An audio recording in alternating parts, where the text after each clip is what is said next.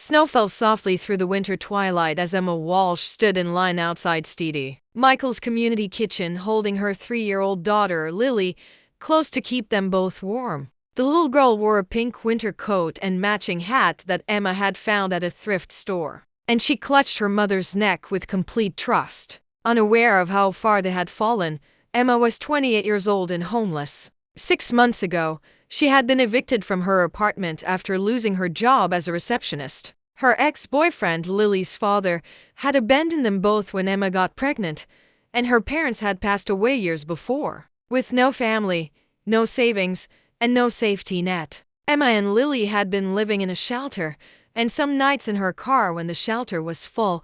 Tonight was one of the cold nights that drove them to the soup kitchen, where at least they could have a warm meal and a few hours respite from the harsh reality of their situation. Emma tried to shield Lily from the worst of it, trying to make their circumstances seem like an adventure, but the fear gnawed at her constantly. The line moved slowly forward, and Emma found herself looking through the frosted windows of the community center at the volunteers serving food inside. Her breath caught in her throat when she saw him.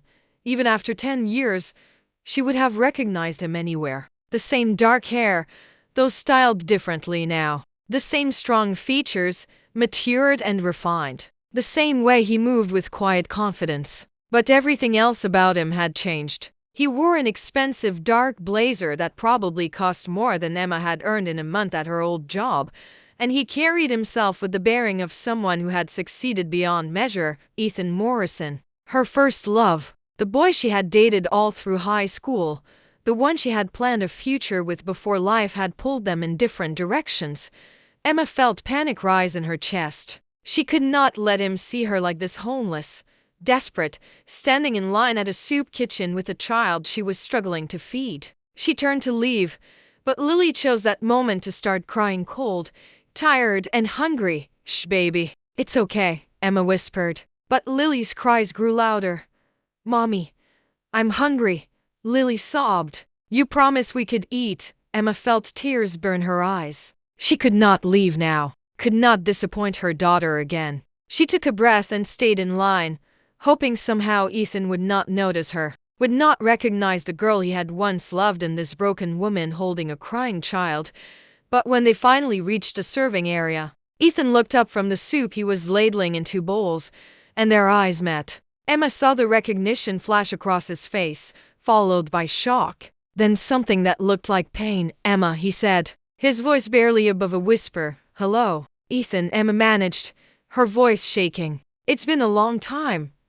Lily had stopped crying and was watching this exchange with curious eyes. Ethan looked at the little girl, then back at Emma, his expression carefully neutral despite the questions she could see forming.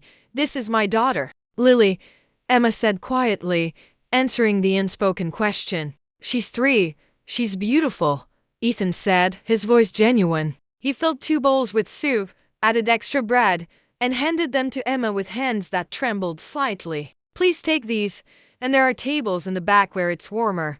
"Thank you," Emma whispered, unable to meet his eyes. She found a table in the corner, settling Lily into a chair and helping her with the hot soup. The little girl ate hungrily, and Emma felt grateful that at least tonight her daughter would not go to bed with an empty stomach.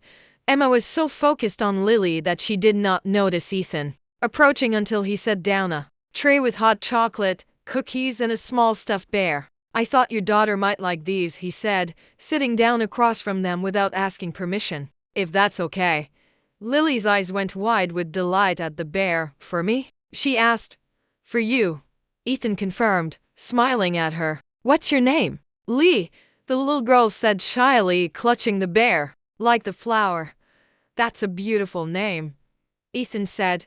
Then he looked at Emma, and she could see him struggling with what to say. "Emma, I don't want to intrude, but can we talk?" "Please," Emma nodded, unable to find words. How could she explain the distance between who she had been and who she had become? How could she face the boy who had known her when she still had dreams, when anything had seemed possible? "What happened?" Ethan asked gently. "Last I heard, you were working for that law firm downtown."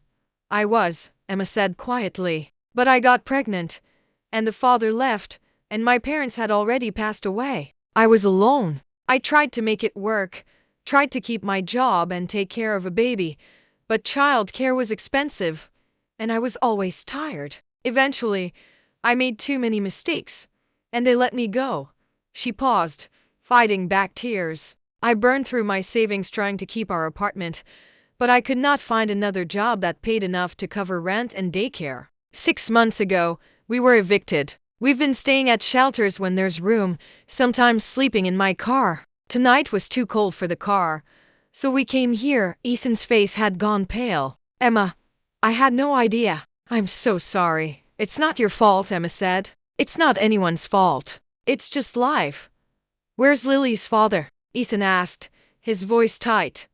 Gone, Emma said simply. He wanted me to have an abortion. When I refused, he left and never came back. I have not heard from him in 3 years.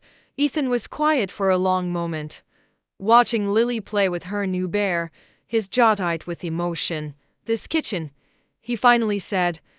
I fund it. I've been funding it for 5 years, ever since I sold my first company. I come here once a week to volunteer because I never want to forget that success is meaningless if you're not using it to help others. Emma stared at him, stunned. You own this place? I funded it through my foundation, Ethan corrected. But yes, I never imagined I would find you here. If I had known you were struggling, Emma, if I had known you needed help, I would have moved heaven and earth to find you. We lost touch, Emma said. After you went to college in California and I stayed here, we just drifted apart. I thought about you, Ethan admitted, more than I should have. I wondered what happened to you, if you were happy, if you ever thought about me. I built businesses, made money, achieved everything I set out to accomplish, but I never found what we had together. No relationship ever measured up to what I felt for you. Emma felt tears stream down her face. Ethan, I'm homeless. I'm feeding my daughter at a soup kitchen. I'm not the girl you remember. I'm broken and desperate and barely holding on.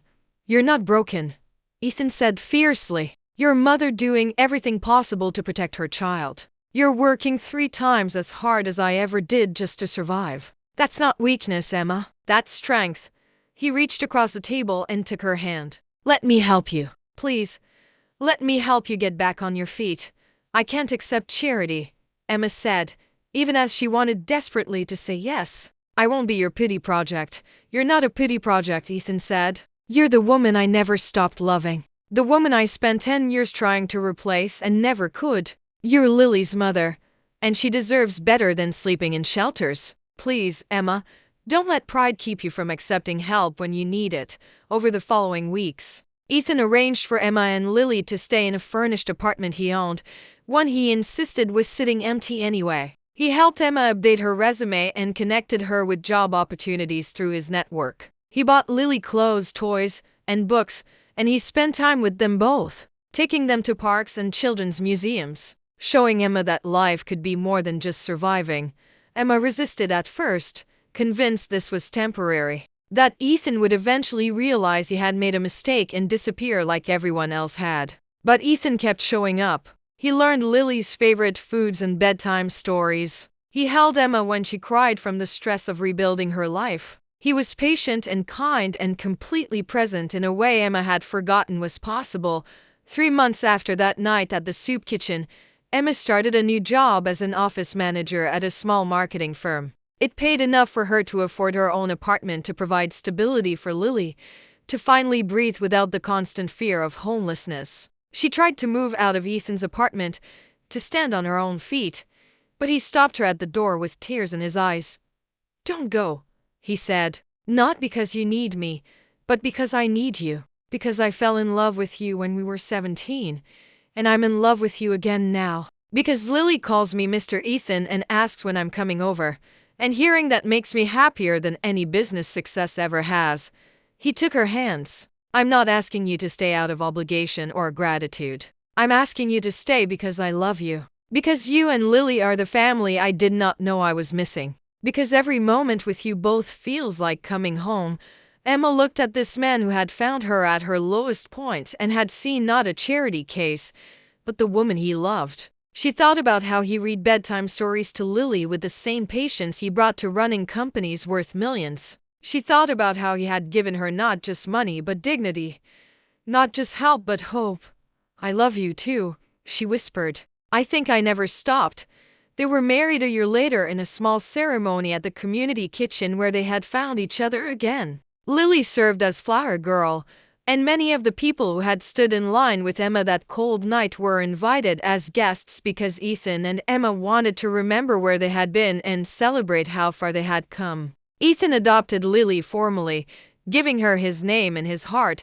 They continued to volunteer at the soup kitchen together, teaching Lily that having enough meant sharing with those who did not. Emma started a support program for single mothers, using her experience to help other women navigate the impossible challenges of raising children alone. Sometimes the people who loved us first are the ones who find us when we have lost ourselves. And sometimes the greatest blessing comes not when we are at our best, but when we are at our most desperate and someone chooses to see our worth anyway. If this story touched your heart, please like, share, and subscribe for more stories about second chances, love that never dies, and the power of showing up for each other when it matters most. Comment below and share a time when someone helped you during your darkest hour, or when you reconnected with someone from your past in an unexpected way. Your story could give someone else the courage to accept help or offer it.